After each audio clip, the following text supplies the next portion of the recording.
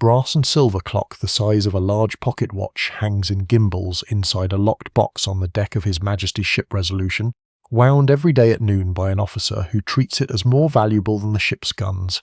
4,000 miles to the north and west, along a coastline no European ship has ever charted, pack ice is beginning to close over a strait that mapmakers have marked for 2 centuries with nothing but blank paper and a hopeful dotted line.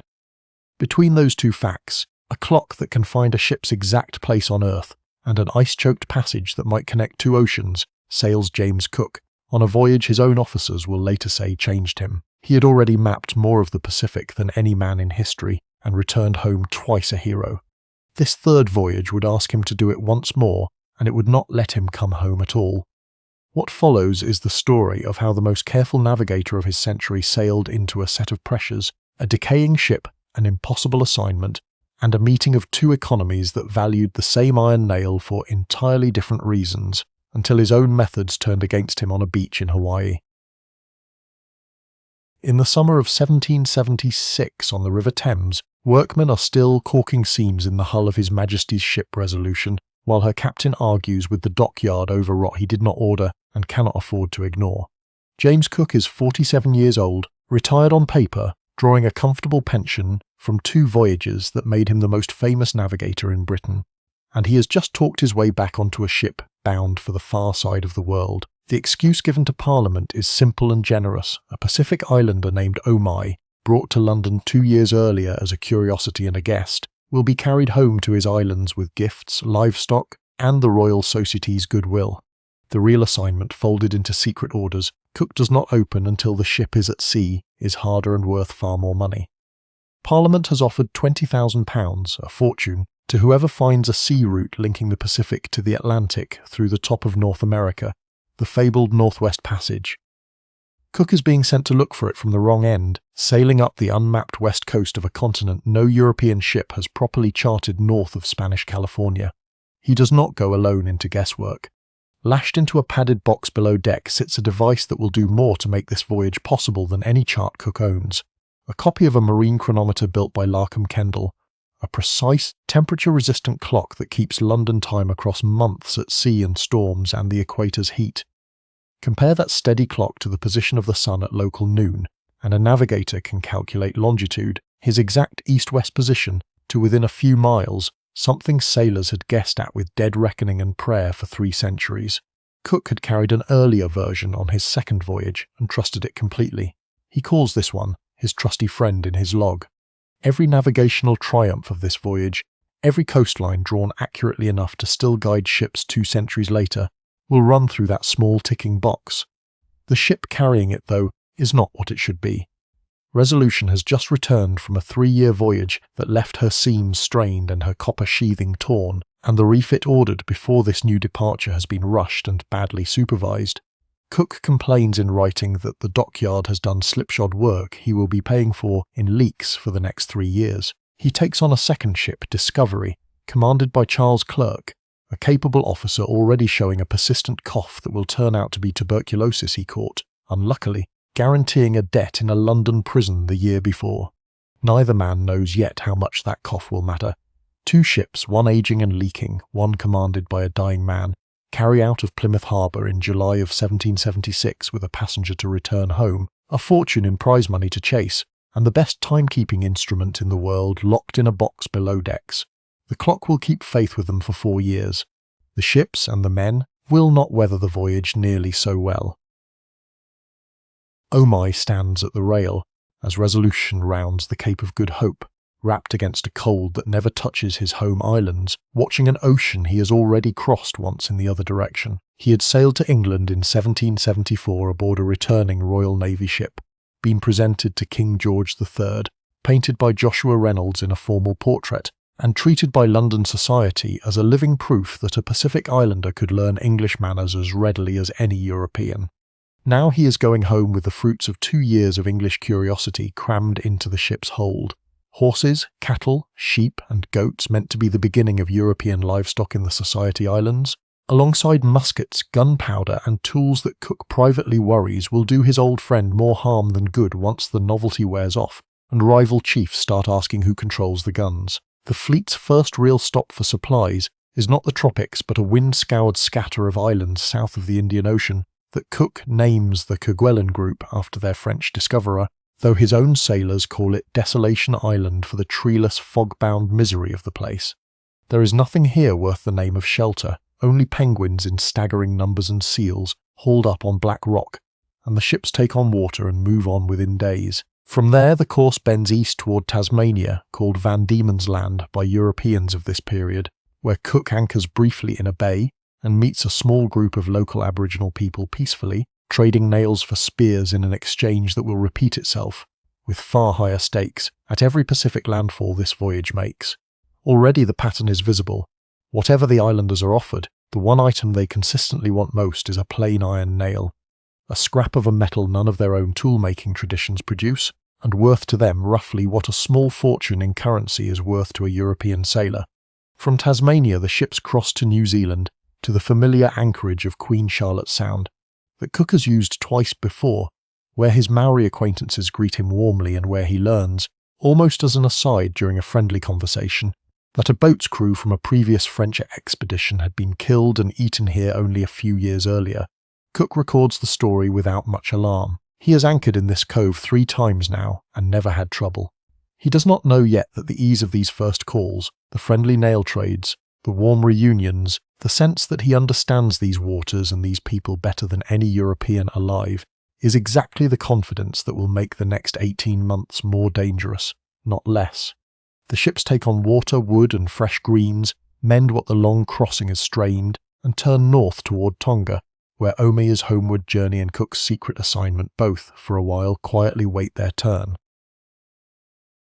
A feast is spread across the beach at Lifuka in the Tongan Islands, more food than Cook's mean in a year at sea. Roasted pigs, yams, breadfruit, carver passed hand to hand, dancers moving in formation to drums for an audience of British sailors who have never been welcomed so completely anywhere in the Pacific. Cook is so struck by the warmth of the reception across several weeks in these islands that he names them the Friendly Islands, a label that will outlast him by 2 centuries on European maps. What Cook does not know, and what later accounts collected from Tongan sources suggest, is that several chiefs had reportedly debated during his stay whether to kill the entire landing party at one of these very feasts and seize the ships, a plan that by most accounts fell apart only over disagreement about timing among the chiefs themselves, not from any change of heart. The friendliness and the near massacre appear, in hindsight, to have been happening at the same table. Cook had no way to know this at the time, and it would be unfair to judge his actions in Tonga against a threat he never saw. What can be judged, because his own officers wrote it down as they watched it happen, is a change in how he punished the constant, low-level theft that followed the ships everywhere in the Pacific, where iron tools and even the ship's fittings routinely walked off with local visitors, who saw no reason not to take what looked untended. On earlier voyages, Cook had punished theft with confiscation, a scolding, occasionally a flogging carried out by the book. In Tonga, several officers record him ordering noses slit and ears cropped for offenders, punishments well outside naval regulation and outside his own earlier practice, imposed on his own authority as an example.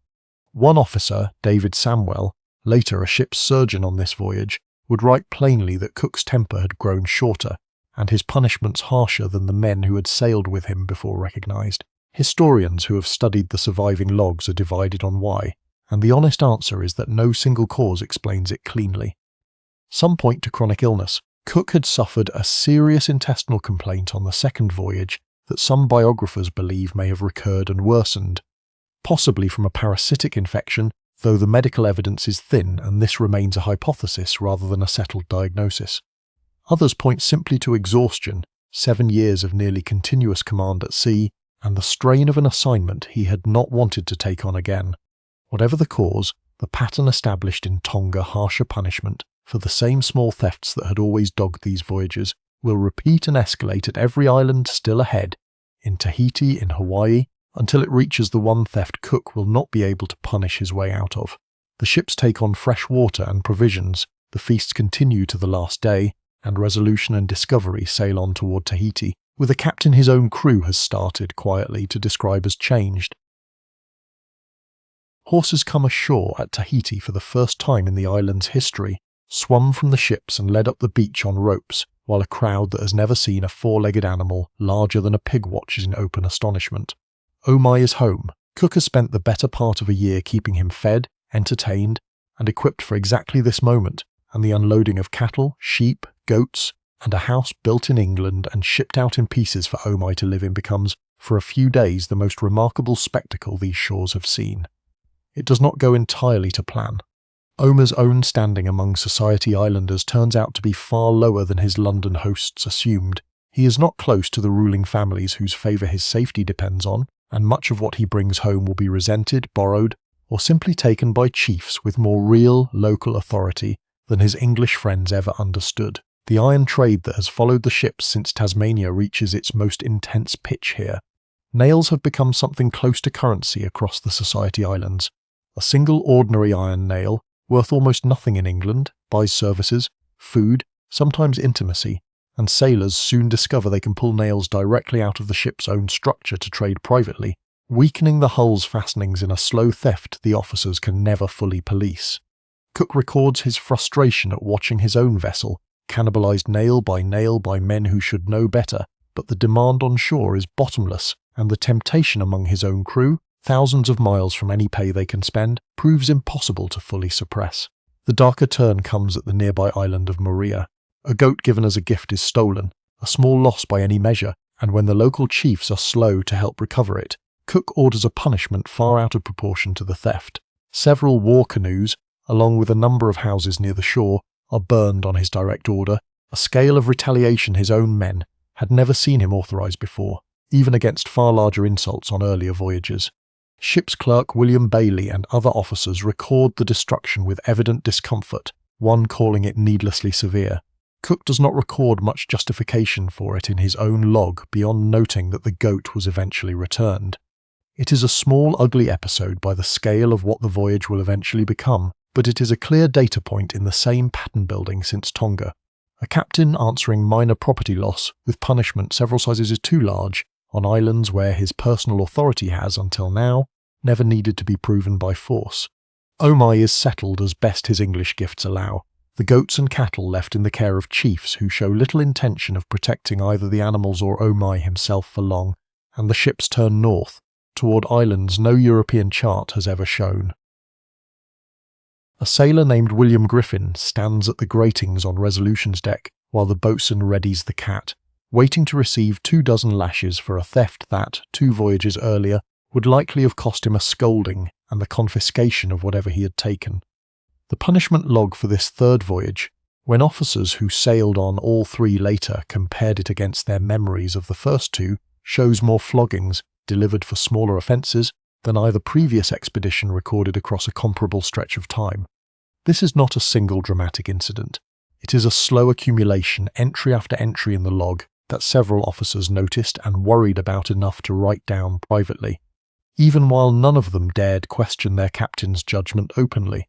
James King, one of the Voyage's lieutenants and later its chronicler, would write after the fact that Cook's temper had grown noticeably shorter, and his patience with the ordinary friction of long Pacific landfalls, the pilfering, the crowding canoes, the endless requests and small deceptions that had always been part of these encounters, visibly thinner than the man he remembered from earlier years. The ship's surgeon, David Samwell, recorded similar impressions. Neither man had any reason to invent this. Both admired Cook and wrote about him with genuine respect elsewhere in their journals. Their agreement, independently arrived at, is part of why modern historians take the change seriously rather than dismissing it as one officer's grumbling. The explanations offered since are several, and honesty requires holding more than one at once rather than settling on a single dramatic cause. The chronic illness theory, a possible parasitic infection contracted on the second voyage that some scholars believe may have recurred, remains speculative.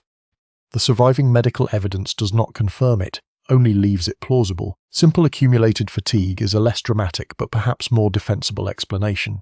Cook had been at sea, in command, managing men's lives and his own reputation at a pitch few humans sustain, for the better part of 7 years across 2 prior circumnavigations, with barely 18 months at home between the second voyage's end and this one's start. A third possibility, harder to prove but consistent with the record, is simply the compounding weight of an assignment Cook had not asked for and had doubted from the beginning. He was 47, wealthy enough by naval standards to have stayed home, and had reportedly told friends before departure that he expected this to be his last voyage, regardless of what it found. Whatever combination of causes, the practical effect on the men serving under him was real, and would matter enormously in the months ahead. A captain whose earlier reputation rested partly on restraint, on solving disputes with patience and firm but proportionate discipline, had become, by every independent account from his own officers, a man more likely to answer provocation with force first, and consider proportion afterward if at all. That shift, small and gradual as it looks island by island, is the same current running underneath everything still to come. The discovery of new islands no map yet showed, a coastline in the far north waiting under ice, and eventually a beach where the old restraint would be needed more than it had ever been needed before, and would not be there. On the morning of the 18th January 1778, lookouts on Resolution sight land where no chart shows any, a green, mountainous coastline rising out of open Pacific water far north of any island group Europeans have previously recorded. It is Oahu, and beyond it Kauai, the first documented European encounter with the Hawaiian archipelago, thousands of years after Polynesian voyagers had already settled it and built a sophisticated society of farming, fishing, and inter-island politics that Cook's arrival does not create, but simply for the first time connects to a European chart. Canoes come out to meet the ships almost immediately, filled with people who, to the crew's surprise, speak a language close enough to Tahitian for basic trade and greetings to work within hours. Cook names the group the Sandwich Islands, in honour of the Earl of Sandwich, First Lord of the Admiralty, and the man most responsible for approving this voyage. The name will not last, but the contact does. The now familiar pattern of demand appears within the first exchanges. Iron is what the Hawaiians want most, more than cloth, more than most trinkets, and they offer pigs, sweet potatoes, and fresh water in trade with an eagerness that tells Cook this is a wealthy, well-organised society used to managing surplus, not a subsistence population desperate for any scrap. He is impressed, in his log, by the quality of the double-hulled canoes, the terraced irrigation visible on the hillsides feeding taro fields, and the clear social hierarchy on display, even in a first brief encounter, chiefs distinguished by feathered cloaks and by the deference shown them by everyone else on the beach. Cook does not linger. The ships take on provisions, make brief landfalls at a couple of the islands, and depart within about 2 weeks, because his actual orders are waiting 4,000 miles to the northeast along the unmapped coast of North America, and the Arctic sailing season will not wait for him. He leaves Hawaii in early February 1778, believing reasonably that this will be a brief and useful stop on the way to more important work, a supply call to be repeated on the return leg if convenient. Neither Cook nor anyone aboard has any way of knowing that this island group, entered so briefly and so productively on the way north, will be the place the voyage ends, or that the warm and curious welcome given here in January will need to be tested a second time, under far worse circumstances roughly a year later. For now the ships turn their bows east across open water, chasing the coast of a continent that has never been properly charted north of the Spanish missions of California, in search of the passage that justified this entire voyage in the first place. The urgency behind that departure has a specific cause. Cook's orders, drafted in London before the ships ever cleared the English Channel, name a reward of £20,000 for whichever vessel first locates a navigable passage linking the Pacific to the Atlantic across the top of North America, and Parliament has fixed no allowance for a captain who lingers among newly charted islands. Every week spent trading pigs and sweet potatoes at Hawaii is a week subtracted from the short Arctic window when the ice north of the Bering Strait loosens enough to let a ship pass. Cook's clerks calculate, in the log, that the run from the Sandwich Islands to the coast near latitude 44 north will itself consume most of a month, leaving barely 2 months of open water before autumn freezes the strait again. That arithmetic, more than any weariness with the islands, drives the ships east. The crew's mood on departure is mixed in a way officers' journals record without much comment. Some men are glad to be moving again, after the long, becalmed stretches of the passage south from the Society Islands. Others grumble that a fortnight was not enough to properly recover from months of short rations and salt meat. William Bligh, serving on this voyage as sailing master, and later famous in his own right, takes detailed soundings of Hawaii's coastal waters that will prove useful to later navigators, a small, unglamorous contribution to the chart, that outlasts every other memory of the visit. Behind the ships, the islands sink below the horizon within a day, and ahead of them lies open ocean that no European vessel has crossed at this latitude, the last true blank space on Cook's chart before the coast of a continent finally rises out of the haze.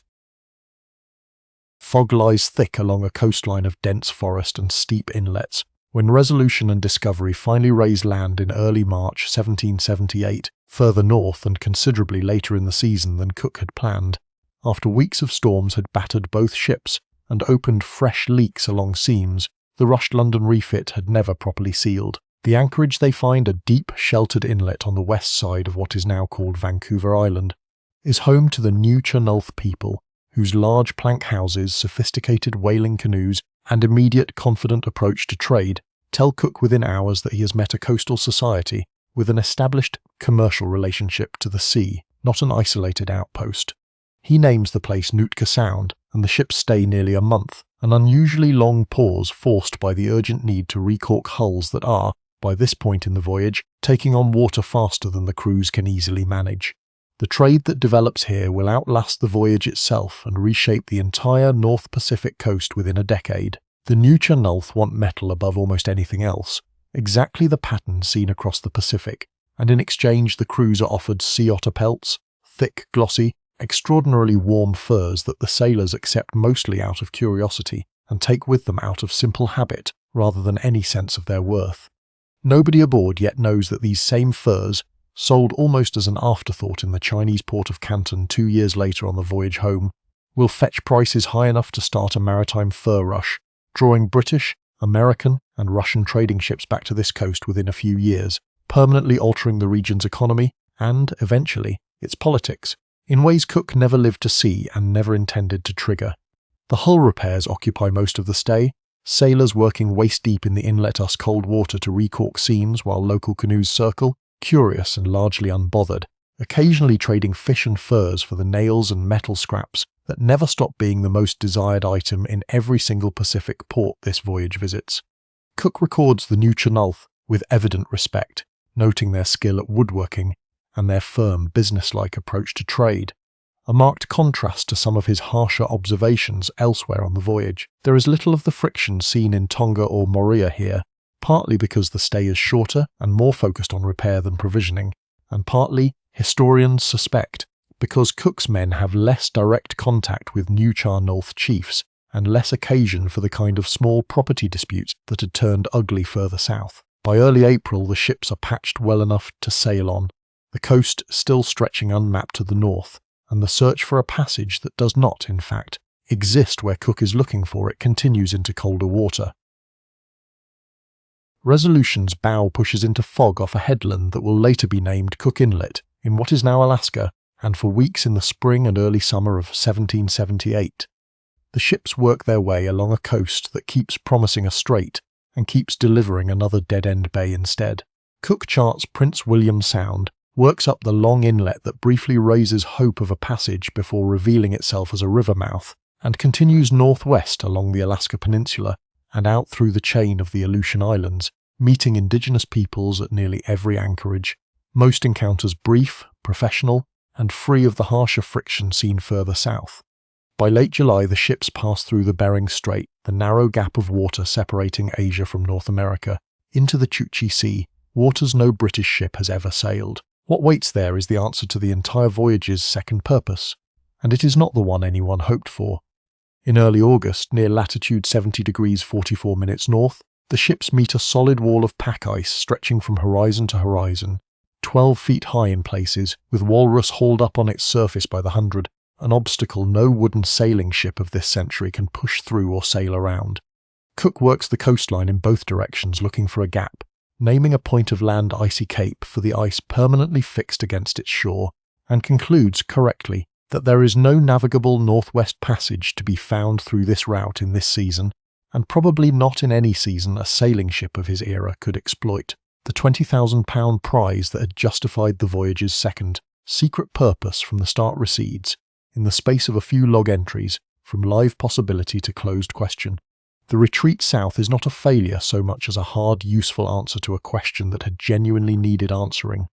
European mapmakers had speculated about a Pacific side passage for 2 centuries, and Cook's survey, disappointing as it was to the men hoping for prize money, settled the geography more precisely than anyone before him had managed. It also leaves the expedition with a practical problem neither ship's officers particularly want to face. An Arctic winter is closing in. Both ships need real repair after a season of ice-scarred sailing, and there is no British port within thousands of miles. Cook decides, over the following weeks of retreat south through the Aleutians, that the ships will winter somewhere warmer and try the ice again the following summer, once the passage between Asia and America opens for its brief annual window. He has, in the back of his mind, an obvious candidate, the well-provisioned, well-organised islands his ships had barely paused at 8 months earlier, on the way north. Resolution and Discovery turn their bows south, back toward the Sandwich Islands for a stay Cook expects to be brief, useful and unremarkable.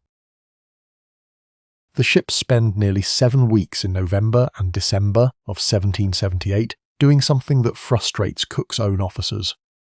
Sailing slowly around the largest of the Sandwich Islands, the island called Hawaii, charting its coastline in careful detail rather than putting in to anchor and resupply immediately, as most of the crew, exhausted after the Arctic season, clearly wish he would. Cook's caution has reasons behind it.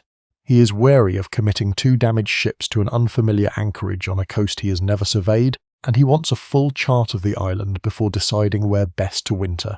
His men, low on fresh food and patience after months at sea, grow openly resentful of the delay, one of several small frictions building between captain and crew that officers' journals from this stretch of the voyage record without much comment beyond noting the general low mood aboard. When the ships finally round the southwest coast in mid-January 1779 and enter a broad, well-sheltered bay called Kealakekua, the welcome that meets them is unlike anything Cook has experienced anywhere else in the Pacific. Canoes swarm the ships by the thousand within hours, by some officers' estimates, and the reception on shore involves ceremony, chanting, and gifts on a scale that clearly exceeds ordinary hospitality. It happens, as it turns out, to coincide with Makahiki, an annual Hawaiian harvest festival honouring the god Lono, a period of ritual and tribute that some later scholars, most prominently the anthropologist Marshall Salins, have argued shaped how Cook's arrival was understood locally, possibly as an event connected to Lonos' return. Other scholars, notably Gananothobia Sekere, have challenged this interpretation as an overreading of thin evidence filtered mostly through European sources with their own motives for the story. The honest position, and the one this account takes, is that the connection between Cook and the god Lono is a genuinely contested question among historians, not a settled fact, and what can be said with confidence is only that the ceremonial welcome was extraordinary by any measure, and that it coincided with a major religious festival already underway. Whatever its cause, the welcome is generous almost beyond the ship's capacity to absorb it. Pigs, taro, sweet potatoes and fish arrive in quantities that quickly outstrip what 2 ships' worth of sailors need, alongside formal exchanges of gifts with Kalaniopuu, the ruling chief of the island, who arrives partway through the stay with considerable ceremony of his own. For roughly 2 weeks the anchorage functions almost like a festival in its own right, trade brisk, relations warm, Cook and Kalaniopuu exchanging gifts as equals. It is, by every account from both sides that survives, the best reception of the entire voyage. It will not survive contact with 2 more weeks of continuous provisioning demand on an island whose generosity, however real, is not bottomless. The scale of the welcome unsettles some officers even as it gratifies others. David Samwell, the ship's surgeon, writes that he has never in 4 years of Pacific voyaging seen anything to compare with the crowds massing along the shore, canoes rafted 3 and 4 deep around both vessels, chanting rising and falling in patterns the crew cannot follow but recognizes as ceremonial rather than casual. Cook himself is escorted ashore through a corridor of prostrate islanders, a gesture of deference that several officers, comparing notes afterward, agree exceeds anything shown to him at Tahiti or Tonga. Whatever the correct explanation for it, the physical fact of the reception is not in dispute. Chanting, prostration, and a volume of tribute that strains the ship's storage before the second week is out. Behind the ceremony, ordinary trade continues at a brisk pace that keeps both crews busy from dawn onward. Sailors barter nails, buttons and scraps of iron hoop for fresh pork and taro root baked in earth ovens, a food entirely new to most of the crew and one several journals praise for its texture and mild sweetness. Kealakekua's own retinue, meanwhile, requests a formal exchange of names and gifts with Cook, a Polynesian custom of establishing a personal bond between high-status men that Cook, familiar with similar practices from Tahiti, accepts readily. The two exchange cloaks, Cook receiving a feathered cape of a kind normally reserved for the highest chiefs. For a fortnight the arrangement holds, structured, generous and mutually flattering, exactly the kind of encounter Cook had hoped every Pacific landfall might become, and exactly the kind that this one, within days of the ship's return, will fail to remain. By the last days of January 1779, the pigs brought down to the shore each morning at Kealakekua Bay are smaller, and there are fewer of them, and the sweet potatoes arrive in baskets that no longer overflow the way they did in the first ecstatic week of the visit.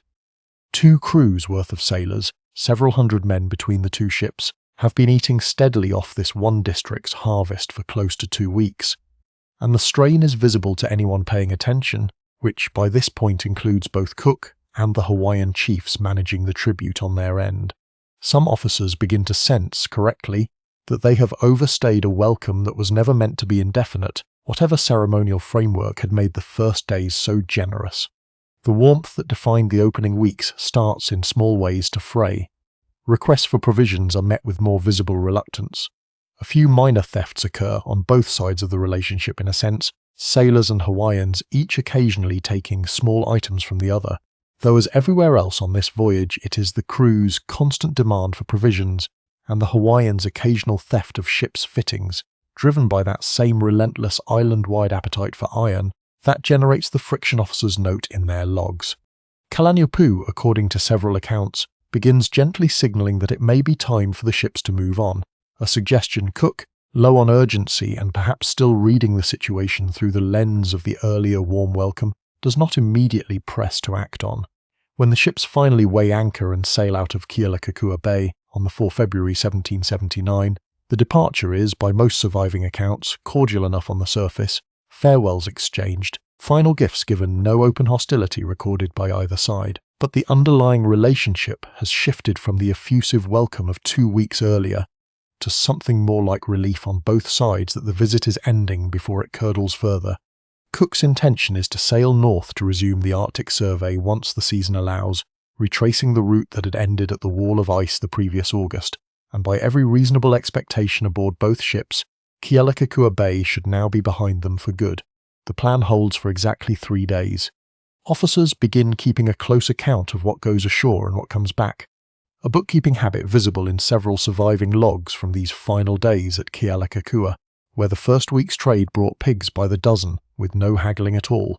The last days before departure see Hawaiian traders holding out for more iron per pig than before, a shift several sailors read, correctly, as a sign that the district's own reserves are being drawn down faster than they can be replenished by ordinary farming and fishing. Cook, for his part, orders a strict accounting of the ship's remaining trade goods, aware that whatever is spent here will not be recoverable before the Arctic leg, and this new caution on the British side compounds the growing reluctance on the Hawaiian side. A more pointed irritation surfaces when several officers notice that iron fittings, nails pried from the ship's structure itself rather than traded goods, are going missing at a higher rate than at any earlier island. A sign, in hindsight, of just how thoroughly the appetite for iron has outpaced what ordinary barter can supply. Guards are posted more closely around the ships at night, a precaution that itself signals, to anyone watching from shore, that the earlier easy trust between the two crews is fraying. Neither side commits any act serious enough to be called a breach, but the accumulation of small frictions, tight trading, missing nails, a chief's gentle hints that the visit has run its course, gives the departure on the 4th February an unmistakably different character from the jubilant arrival 3 weeks earlier. A gale strikes the ships 3 days out from Kealakekua, and aboard Resolution, already weakened by a rushed London refit and 4 years of hard sailing, the foremast cracks under the strain, a serious structural failure that leaves the ship unable to safely continue north without significant repair. There is only one anchorage nearby capable of offering the shelter, timber, and skilled help the repair will require, and it is the bay the ships had just, with some relief on both sides, left behind. On the 11th February 1779, Resolution and Discovery sail back into Kealakekua Bay, A return neither crew wanted and, as it quickly becomes clear, one the Hawaiians did not particularly want either. The difference in mood is immediate and unmistakable to nearly every officer who records it. The canoes that swarm out to greet the returning ships are far fewer than the thousands that had met the first arrival, and several accounts describe the atmosphere on shore as noticeably subdued, even cold compared to the celebration of a month earlier. Kalaniʻōpuʻu, according to some interpretations, may have viewed the unexpected return as a breach of the understanding that had closed the earlier visit, or simply as an unwelcome further drain on resources the district had already stretched thin. The sources do not allow a confident answer as to exactly what shifted in Hawaiian calculation, only that something clearly had. Thefts, which had been a low background irritant during the first visit, escalate sharply during this second stay. Small items disappear from the ships with increasing frequency, and Cook, following the pattern established since Tonga, responds with punishments harsher than the offences seem to warrant by his own earlier standards, further souring an already strained atmosphere. On the night of 13th February, a scuffle breaks out on Discovery's deck when crew members catch a Hawaiian man attempting to take metal fittings, and the confrontation turns physical enough that officers later describe it as unusually violent for what had, until now, always been treated as routine and low-stakes pilfering.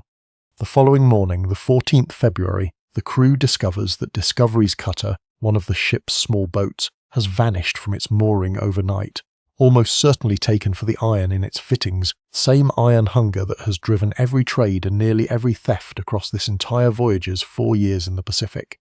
It is, on the surface, the same category of small property crime Cook has weathered dozens of times before, in Tonga, in Tahiti, in Moorea, and answered each time with escalating force that had until now always worked well enough to close the incident. This time Cook reaches for the exact tactic that had resolved every previous theft crisis on this voyage, taking a high-ranking hostage to force the boat's return. It is a plan built entirely on the assumption that what has worked a dozen times before will work an 11th time at this bay on this morning with this chief. That assumption is about to be tested for the last time. 9 Marines check their muskets on Resolution's deck in the early morning light of 14 February 1779, while Cook, in full uniform rather than his usual working clothes, a choice several officers later note as deliberate, prepares to go ashore with a plan that has become, over 4 years of Pacific landfalls, almost routine. Take a chief of high enough standing hostage, hold him aboard ship or under guard, and use his safety as leverage to secure the return of a stolen boat. The tactic has worked in one form or another at several previous islands. Cook has no particular reason, based on his own experience, to doubt it will work again here, at a bay where relations, however cooled since the joyous first visit, have not yet produced open violence. He lands with the Marines and walks, largely unopposed, to the compound where Kalaniʻōpuʻu is staying, and, by most surviving accounts, the chief agrees to accompany Cook back toward the shore without apparent alarm, seemingly unaware of, or willing to overlook, the purpose behind the visit. What changes the situation is news arriving from elsewhere in the bay at almost the same moment. British ships' boats, stationed to block the bay's entrance and prevent any canoe from slipping the stolen cutter away by sea, have fired on a canoe attempting to leave, killing a lesser chief named Kalimu. Word of that death travels along the shore, far faster than Cook's small landing party can walk, and the crowd gathering around him, and Kalaniʻōpuʻu shifts within minutes from curious and largely peaceful to visibly agitated, then openly hostile. Kalaniʻōpuʻu's wives and advisers, hearing the news, urge him not to go any further with Cook, and by several accounts the chief, uncertain and increasingly surrounded by an angry crowd, sits down on the beach rather than continue toward the ships, effectively ending the hostage plan without either man needing to say so directly. Cook, recognizing that the situation has moved well beyond his control, begins to withdraw his Marines toward the boats waiting at the shoreline, the same calm retreat that had ended tense standoffs at several earlier islands. This time the crowd, several hundred strong and now aware that one of their own chiefs has just been shot dead in the bay behind them, does not part to let the British party leave unmolested. What had been, in Tonga, in Tahiti, in Moorea, a tactic that ended each crisis with a returned item and a chastened village, meets on this beach on this morning, a crowd with a fresh and specific grievance the tactic was never designed to answer. The stolen cutter itself, a small ship's boat used for ferrying men and supplies between vessel and shore, had gone missing from its mooring the previous night, cut loose and paddled off in the dark by islanders whose motive, by most accounts, was simple. The boat's iron fittings and nails were worth far more to a Hawaiian household than the boat's usefulness as a boat. Cook, informed at dawn, reacts with the same procedure that had recovered stolen items at half a dozen earlier landfalls, and gives no sign to his own officers that this theft differs in kind from any other. That assumption, reasonable given 4 years of precedent, is the miscalculation that the morning will expose.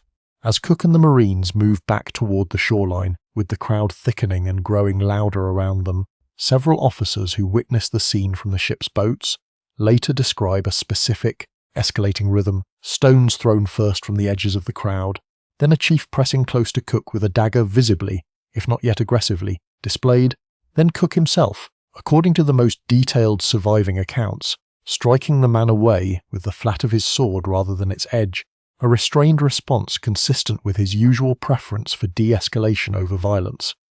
That restraint, which had diffused nearly every earlier standoff of this kind across the Pacific, buys only seconds here rather than the calm withdrawal it had produced before.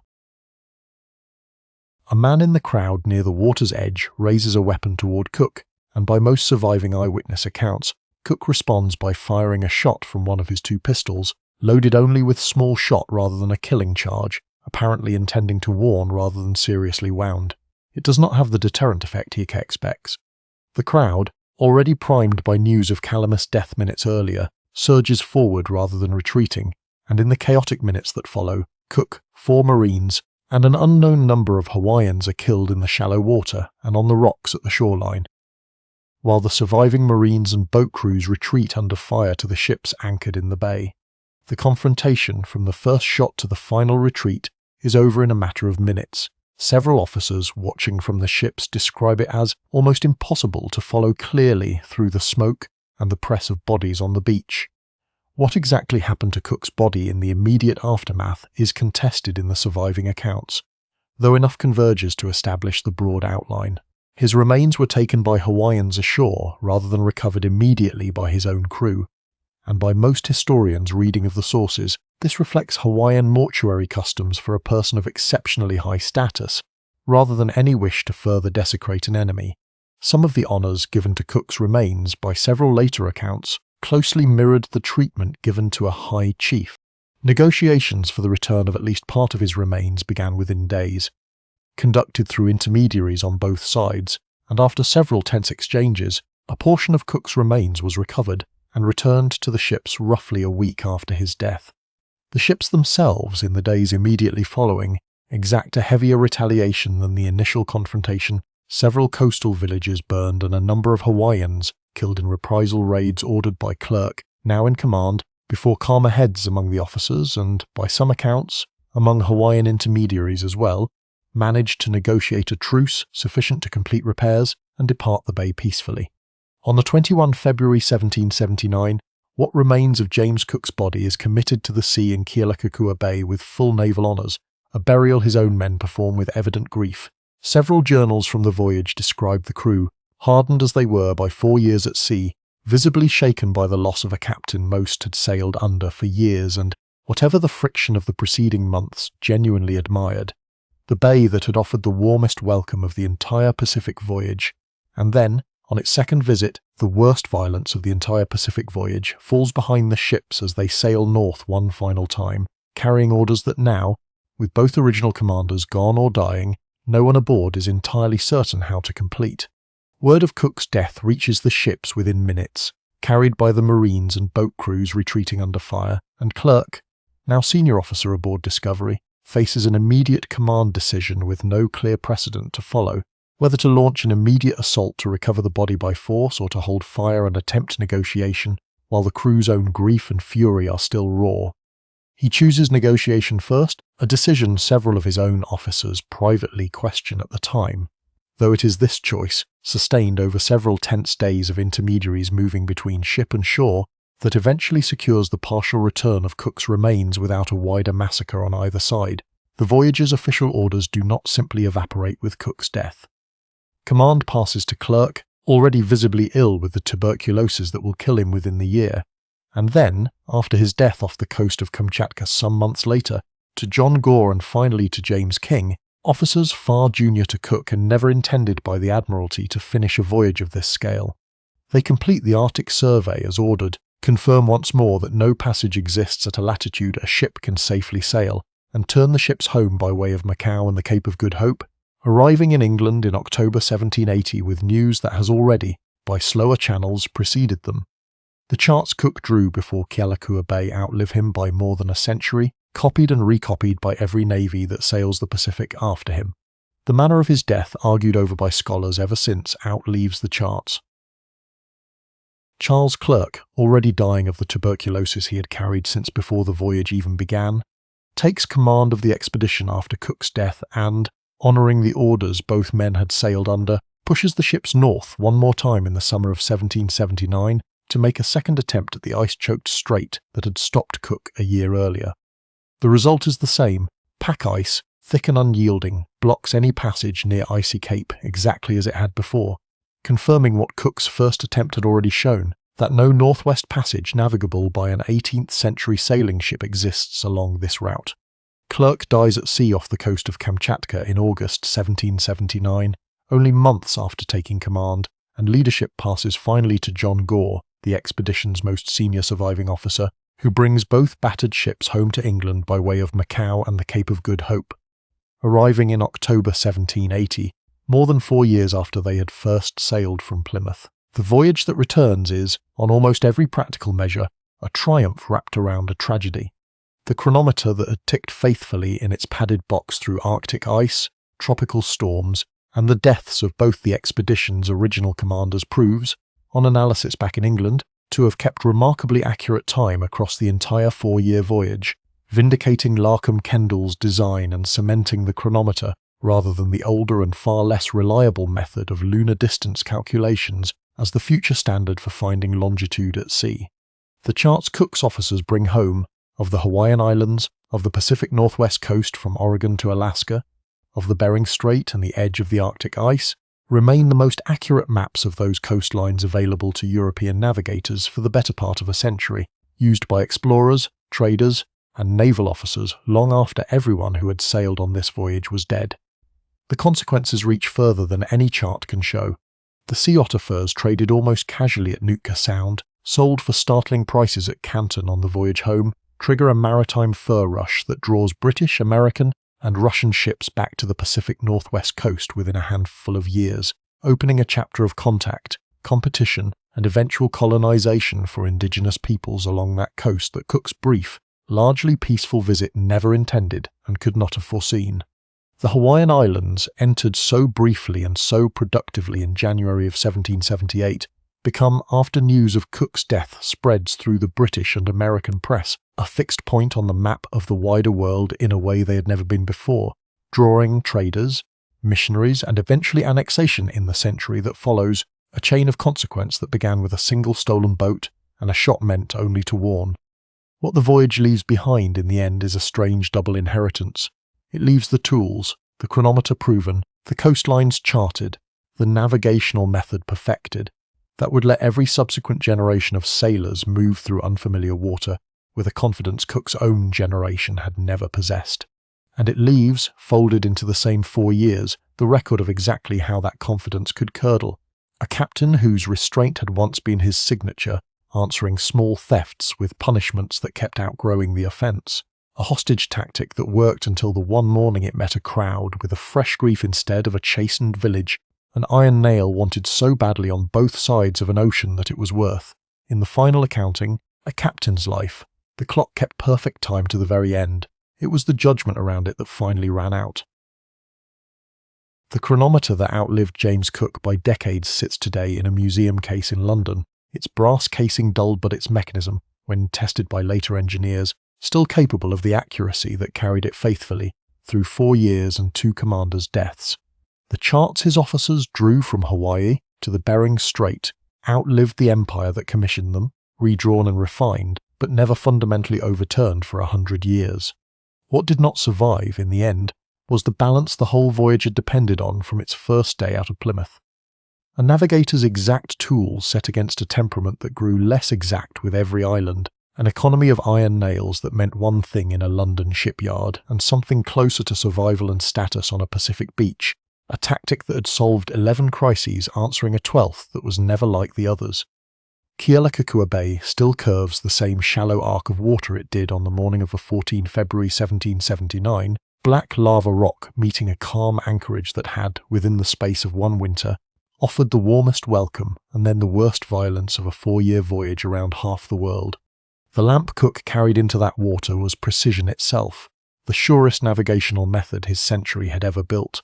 It could tell a ship exactly where it stood on the surface of the earth. It could not tell a man where he stood with the people he had sailed among for 4 years, mistaking 11 successes for a formula, until the water closed over him and the light, after 4 years of near-perfect keeping, finally went out.